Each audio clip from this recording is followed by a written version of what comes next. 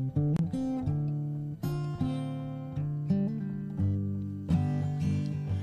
it cruel or kind not to speak my mind? Pete Doherty was voted Cool Icon in 2004 by the influential music magazine NME. His last single with the group Baby Shambles shot straight into the top 10. But he's a self-confessed drug addict and is being compared to Jim Morrison and Kurt Cobain, stars whose talent and eventually whose lives were destroyed by their addiction. Oh, please forgive me, I no longer hear the music.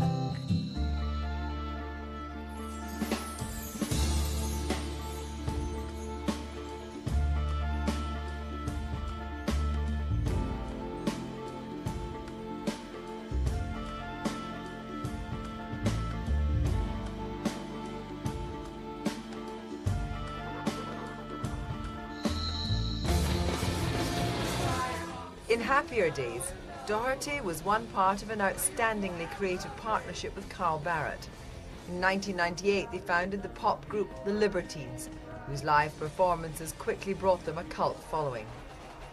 Yet the growing tension between Carl and Pete ended in acrimony, and in the middle of 2004, Pete was thrown out of the band. I met him some months later in December, before he became the subject of a media frenzy. We started by talking about those happier, earlier days when the Libertines released their first album, Up the Bracket.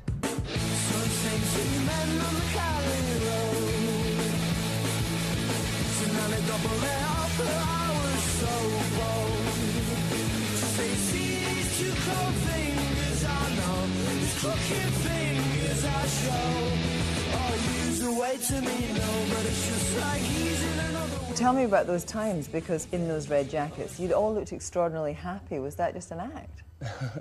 I don't know. Well, there wasn't a script for any of the videos that said, be happy. But I suppose, in a way, I'm only happy playing my guitar or prancing about. So, no, it wasn't an act, I don't think. There's never been a script or a role to play. But you were happy then? I'm happy when I'm in Arcadia and all my senses are being filled with music or love or some other stimulant. But I say I was as happy now as I was then. But what about this notion of Arcadia? What was your Arcadia? It was the realm of the infinite, and still is. On any given day, we seek to find ourselves there in that, like a kind of poet's paradise. Not like the rural idyll of yore, but some, I don't know, you can follow a melody like, down a dark, dark alley, and then you press a brick and all of a sudden the scenery will swing around and you find yourself in this extraordinary glade with all manner of things to excite you. But where did all your own creativity come from? I mean, the talent for poetry first. I mean, were there stories in your house as a child? I think I was always sung to and always read stories from an early age, which is very important, I think, for a child and their creativity. But I don't know, maybe to know where it came from or even what it is would be to dispel all the magic around it. And I don't know, there isn't really a formula, is there, for creativity? It's something. But as a young teenager, you were special at that. I mean, you were a young poet. I mean, you were taken by the British Council to Russia. I mean, can you still recite something from when you were 17? I knew she wasn't English because she spoke it far too well. The grammar was goodly and the verbs as they should be, and the slang was bang on the bell. So as the language barrier clanged and banged, I couldn't hear or see England, London and Bow crumble into the sea. Yeah. Do you think of yourself as a poet first and foremost? In the tradition of kind of romantic poets? No, I never consider myself that way. I think I've got, well, it's probably quite evident, I do have a strong identity crisis anyway.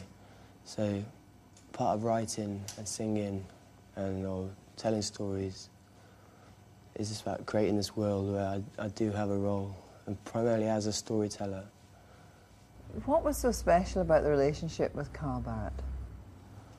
Well, firstly, I think, most magically, that all our dreams came true, that we stuck by each other through thin and thin and thinner.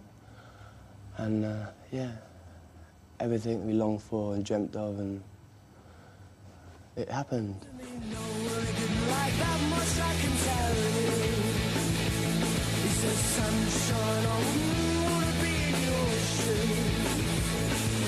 Chase me up three flights of stairs, going to lift outside and set alone. But you're impossible, and it's just like he's in another world. He doesn't see the danger on show. Now the wine, the blood jokes, and blood in the hole. It's just like she's in another world, you know, they suit each other, no. She never gets close. You and Carl just seem to love each other. Did he? Yeah? I think you can see that in the videos. You did seem exceptionally close. Did you feel close to him? Well, yeah, always, like yourself, with your close friends. Just people you love and have strong bonds with. Yeah, you stood by each other and lived together and achieved so much together. But how did you go from that to needing a bouncer to keep you apart? You each had your own minder, yeah, to keep you from doing damage to each other. It wasn't like all of a sudden we were fighting, you know. I mean, in the past, long before we'd had any attention from anyone but ourselves, we were scrapping and we'd go months without talking. It wasn't like all of a sudden we developed this like love-hate relationship up from just loving each other. We'd always been antagonising each other or winding each other up. Why? Was that just the relationship? Yeah. Don't know, just jealousy on both our parts. Like, you know what I mean? If we had a new friend or a girl would become involved, or we'd be chasing the same girl, or in the midst of a drunken creative session, come the morning, we wouldn't be able to quite remember who wrote what line. So we'd come to blows quite often over that, over who wrote what. And because I'd be so sure if I'd written something, but he would as well. What can you do but fight or walk away? So. But did ownership of the lyrics matter a lot to you? Yeah, a lot, yeah. Always. It's the most precious thing, really. It's like our children, and you know what I mean? Whether or not a child loves his mum, which is me, or his dad, which is Carl. Yeah, it meant the world, and it still does. Yeah, probably next time I see him, I'll probably be in court. You know what I mean? Fighting over a comma or something.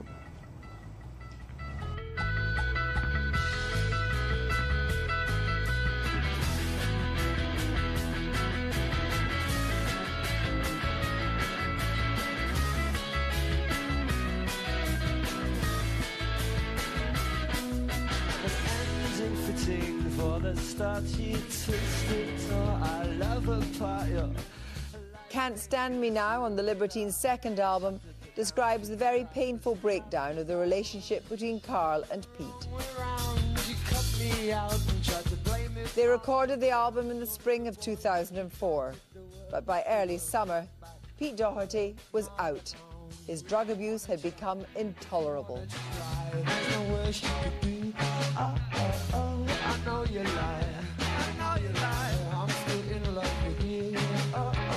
It almost turned into a dialogue between me and him, and then he changed a few lyrics and became ours.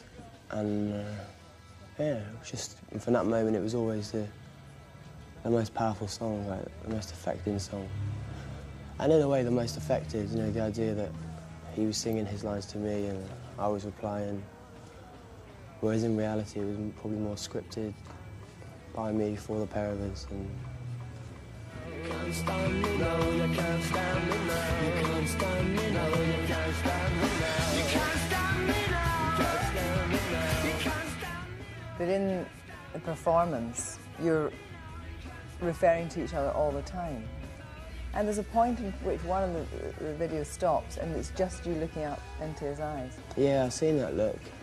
It's not very comfortable, actually, looking at that. I don't know what it is. Like, I don't know if it's completely affectionate, that look. And I don't know. Tell me about whatever happened to the Likely Lads, that video of the two wee boys. Yeah, well, that was a surprise to me, actually, that video. I don't know who did it, but I thought it was a great video, actually. He looks quite a lot like me as well when I was younger, the dark-haired one. Shame about the rabbit. Oh, what became of the likely lads? What became of the dreams we had? Oh, what became of forever? Oh, what became of forever? We'll never know.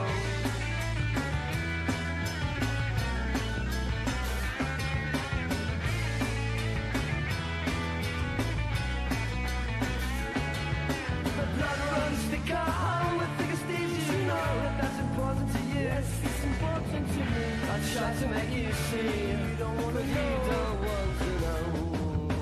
Oh, what became of the likely lads?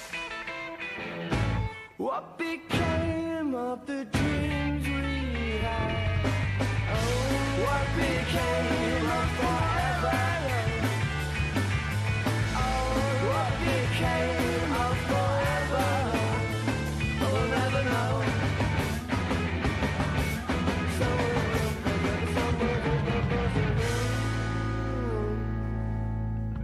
You have no control over that. No. No. So, Does that surprise you? yeah, it does actually. Well, you got to remember, I've been barred from playing with the band. Like, so anything else that follows, really, I mean, it could be no worse or no more surprising than that. To me, that's just about the worst thing that could have happened. When did drugs start feeling glamorous? Can I say they felt glamorous? They must have. Why would you take them otherwise? What?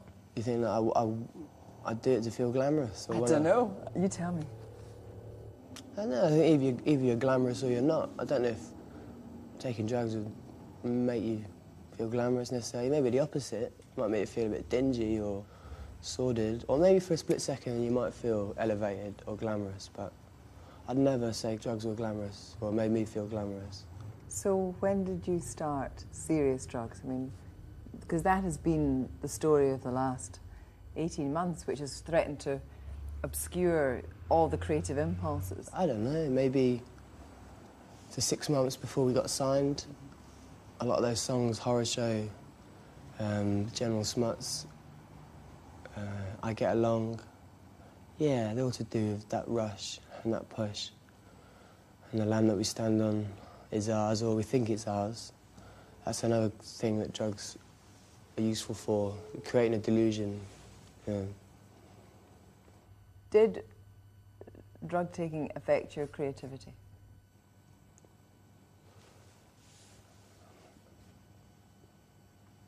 It's very hard to say. Maybe in a few years I can look back and say, yeah, yes, absolutely, drug taking was negative for my creativity. But it's really hard to say. But a stab in the dark, yeah, I'd say drug taking affected my creativity in that it just distract you, you know, from picking up a pen or picking up a guitar. Or you pick up a foil flute or a needle or something that isn't going to help you write a song or write a poem. Simple, isn't it? When you're doing one thing, it stops you doing another. So at a very basic level, yeah.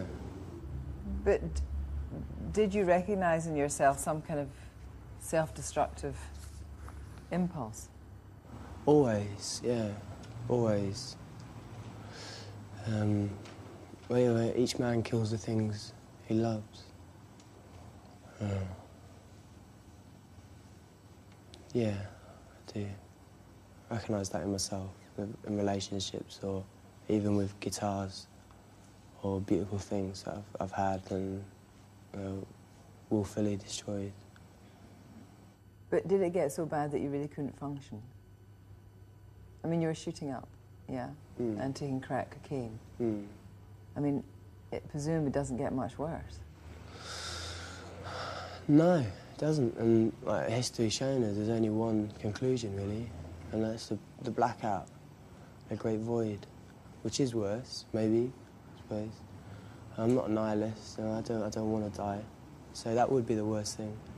And I really value my creative talents, so to stifle them or destroy them is a terrible thing. And yeah, it reached a point where I couldn't function, you know what I mean? Where it was emotionally and financially, it was costing an awful lot, even to be able to get out of bed. Are you clean now?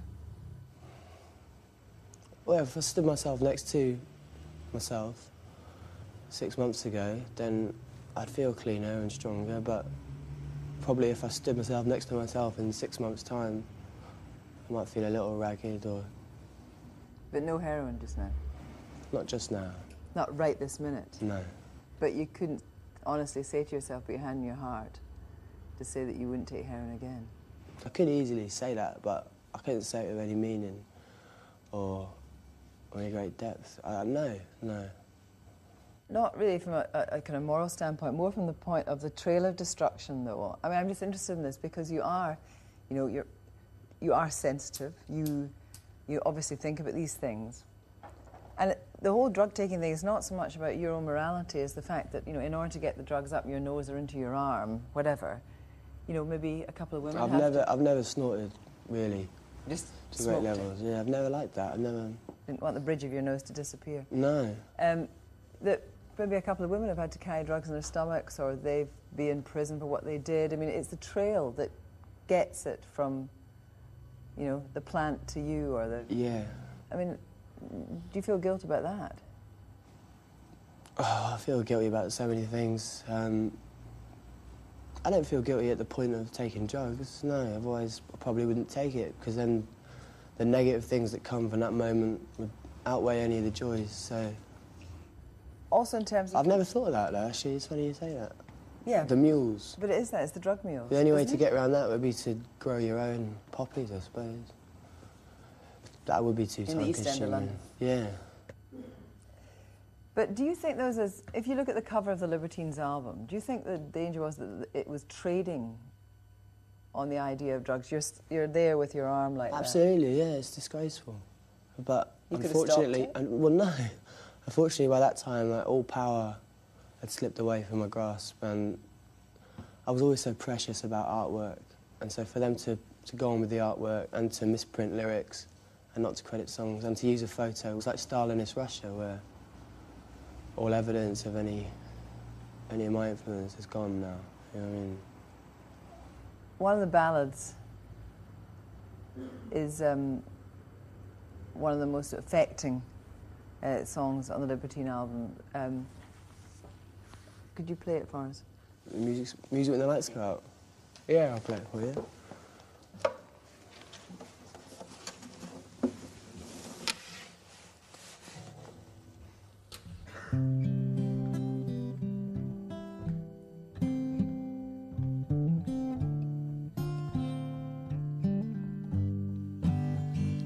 Is it cruel or kind not to speak my mind and to lie to you rather than hurt you?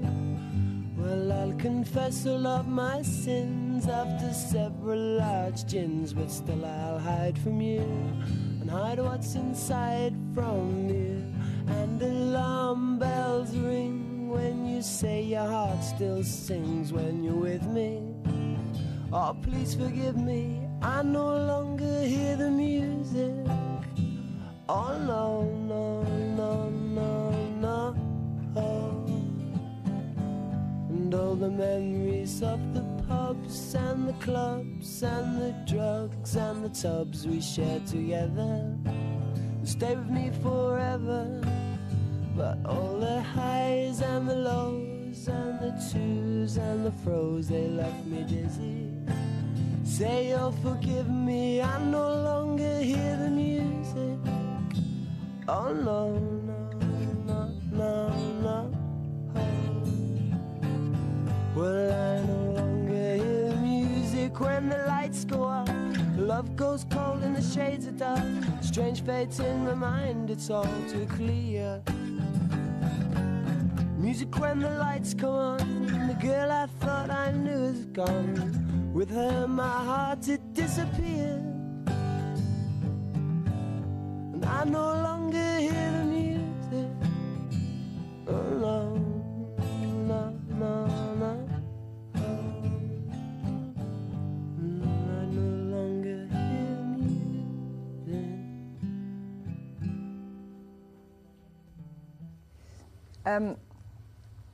I spoke to your mum yesterday, Oh, really?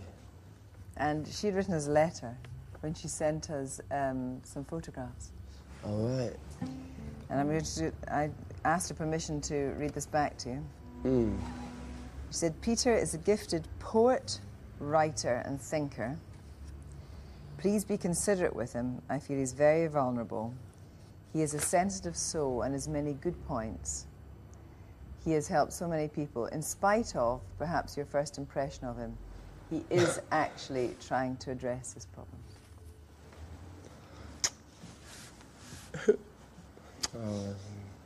I mean, does that matter to you that your family's very worried about you? Yeah, of course it does, yeah. And, well, in the past, it's been the only reason I've ever made any attempt to control myself or address my conduct, knowing that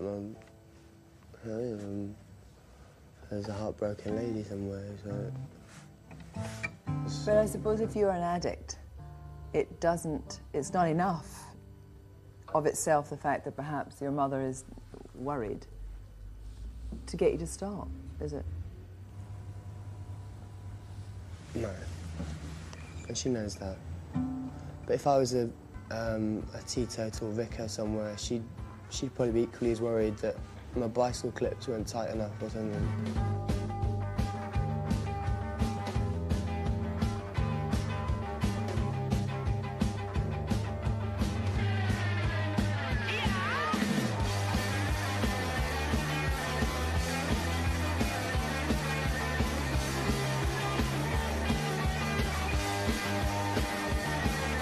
Don't look back into the sun.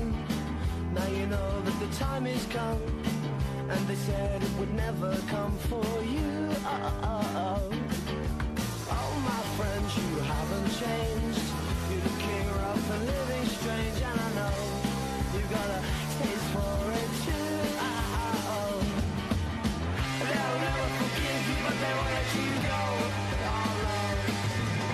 She'll never forgive you, but she won't let you go. Oh, no. Don't look back into the sun. You cast your pearls, but you're on the run. And all the lies you said, who did you say? And then they played that song at the dead disco. It started fast, but it ends so slow. And all the time just reminded me of you. They'll never forgive you, but they won't let you go. Let me go! She'll never forgive you, but she won't let you go. Oh, no!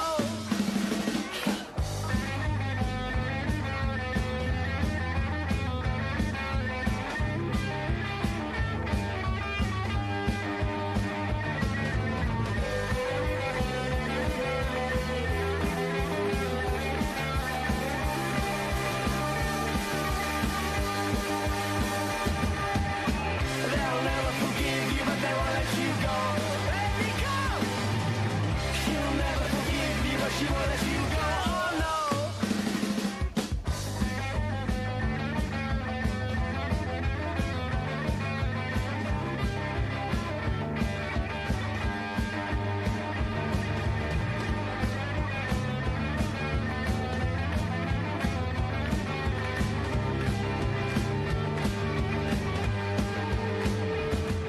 I suppose I couldn't say you left the Libertines. Did the Libertines leave you? I mean, what happened? Yeah, they left me by the side of the road with a plastic bag. All kinds of bitterness. Well, in my mind, really, and I can say this forever, I suppose, but people might laugh at it, but I don't think I ever really left the Libertines, nor can I ever leave the Libertines. You know, having been the founder of the band with Carl, but that sounds silly, doesn't it, given that they played all the festivals without me and made it difficult, no, impossible for me to play live with them. It's the only Maybe thing he that gives just me couldn't cope anymore with you. He couldn't cope with me. Maybe, I mean, I'm asking. I don't know. I haven't spoken to him. He's got no interest in talking to me. One day, maybe it'll all become clear. And it's very confusing. Could there be some kind of rapprochement? Can you imagine playing again with Carl Barrett? You're asking the wrong person. You know what I mean? No, I'm asking the right person. Well, no, because I've made attempts to talk to him and he doesn't want to know at the moment. So when his lordship is ready to talk to me, I'll still be here. And would you play again with him? Well, yeah, if I'm able-bodied, I'll play. I mean, he's a good guitarist, and whether he'll be able to play with a broken arm is a different matter, but... And who's going to break it? My old self. The old self which still carries that resentment that I no longer do.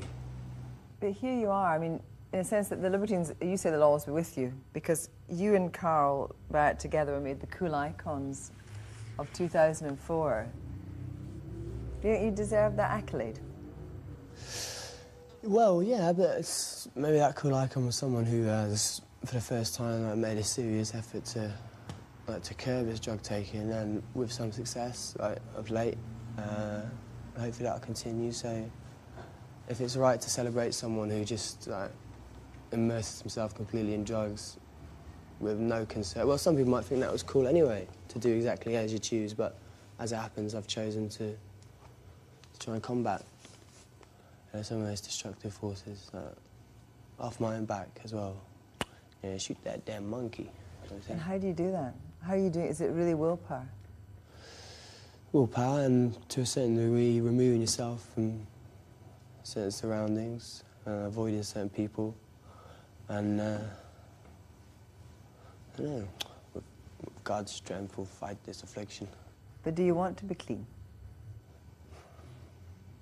I don't know. Well, I suppose one man's cleanliness is another man's dirty water, really. So no matter how clean your blood is, I mean, what's in your soul and what's in your mind? I mean, I'm sure if the thought police came round, they'd find other people far dirtier than me when it came to that. But so if my blood was a little bit tainted, maybe I can make up for it with pure thoughts. Isn't there a danger that, in terms of role models, that we see much more like Jim Morrison, Kurt Cobain as a kind of cliche of a rock and roll lifestyle? Well, I can only hope not. I think a lot of the kids that come up to me after gigs or write to me aren't really bothered, don't seem bothered about drugs. They're quite clued up, and they don't take their inspiration from the drugs. They take their inspiration from the songs which they want to learn, or where I got a jacket from, something like that. Yeah. I'm yet to have someone come up to me and ask them for a drug dealer's number. And are you sure you're not going to self-destruct? Yeah. Yeah, no, I know where the button is, so... Just got to resist the temptation to push it, you know what I mean? And not let anyone else push it. Yeah. Pete Doherty, thank you very much. That's a pleasure, thank you.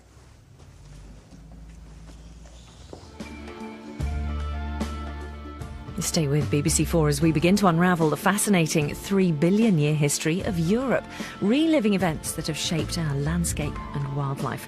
Tonight, Oxford overrun with dinosaurs and the birth of the Mediterranean. Next.